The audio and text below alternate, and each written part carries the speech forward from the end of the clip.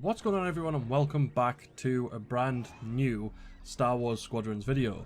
And in today's video I'm going to be doing something a little bit different, but something that's quite difficult to do at the moment, but I thought I'd give it a shot, and that is a comparison of the Squadrons gameplay we have seen so far and their equivalents in Battlefront 2. But before we fully get into this video, make sure to let me know down in the comments what videos you'd like to see on the channel, and if you are new to the channel, make sure to subscribe to be kept up to date with all Squadrons content. Also, make sure to smash a like on the video to just show some support for the game on the channel, as I believe it's going to be a really cool game when it comes out, and I can't wait to see where they go with it. But now let's get into the topic of the video and let's get into the actual gameplay. So the first thing I actually noticed when I was going through the trailers to pick out the gameplay for this particular video, and the difference between that and Battlefront 2, were the differences in the actual cockpit. Obviously you can't see outside of the fighters in Squadrons. It is a first person only game. In Battlefront 2 you get a first and third person option, but you can see the difference from this video. I mean, the cockpits in Squadrons are a lot more detailed, and that is because the cockpit is basically your HUD, where in Battlefront 2 it's just not that. The fighters are just the fighters and everything else is on the rest of the screen. You're not looking inside of your actual fighter for anything in particular. I noticed that the layout of the cockpits and the design has completely changed. The layout inside in Squadrons compared to Battlefront 2 has changed to accommodate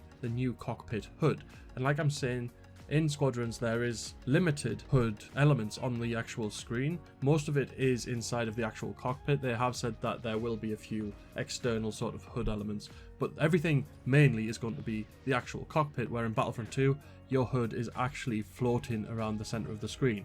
You're not looking at the interior of the ship for anything really. You're focusing on everything that's in the middle and where you're flying and where you're shooting and that kind of thing. Like I said, in Squadrons everything is a part of the ship or the cockpit, making it a lot more immersive. I think because it's a solely starfighter based game, obviously they've had to do that, they've had to make it more immersive, and they've been able to focus more on the design and the actual layout of the ships, rather than have to just quickly do the ships, or not quickly do the ships, but do the ships and then focus on other aspects of the game like heroes and reinforcements and that sort of thing that Battlefront had to do. I also noticed that in Squadrons the windshield or the windows are slightly different in design as well compared to Battlefront 2, and I think that makes you feel like the camera is actually where you would be sitting if you were in these starfighters for yourself in the cockpit, where in Battlefront 2 it feels a lot more open and like you are less closed in. I think that's because in Battlefront 2 it's not really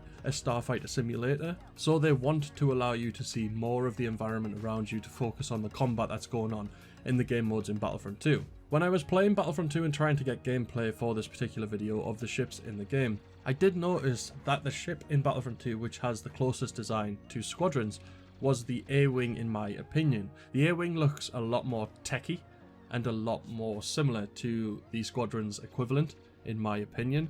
The X-Wing looks really dull in Battlefront 2, the TIE fighters don't really have anything to them, but the A-Wing does closely resemble the equivalent in the Squadrons game. One of the things which I think lets the Battlefront 2 Starfighter Assault or any Starfighter mode in Battlefront 2 down is that on the Empire side, basically every single ship in first person view looks exactly the same, and there are no real differences on the inside of the ship. Obviously they look different on the outside if you're playing in third person, but if you're playing in first person they all basically do look the same. Like I said, in Battlefront 2 your HUD is in the center of your screen, it's floating, it's not actually attached to your ship, and the cockpits are basically just not necessary. They are just there to give you that sort of feel that you're in a starfighter. And that's one of the reasons why I can't wait to get my hands on Squadrons and see what the game is actually going to be like gameplay wise, because I think it's really cool how your HUD is built into your starfighter. It's really crucial that you pay attention to the elements inside of your cockpit compared to everything else that's outside. It's a very immersive starfighter experience, whereas like I've said already, Battlefront 2 doesn't really focus on the starfighters.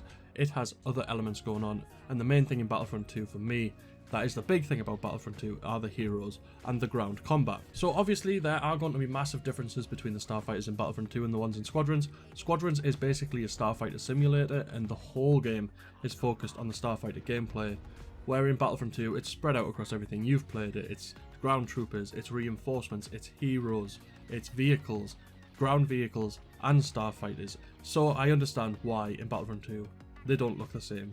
as in Squadron, but I just wanted to compare the gameplay so you could get to see that for yourself. That is it for today's video, so make sure to let me know down in the comments section below if you've enjoyed this sort of comparison type video, and also make sure to let me know what you want to see in Squadrons when the game releases.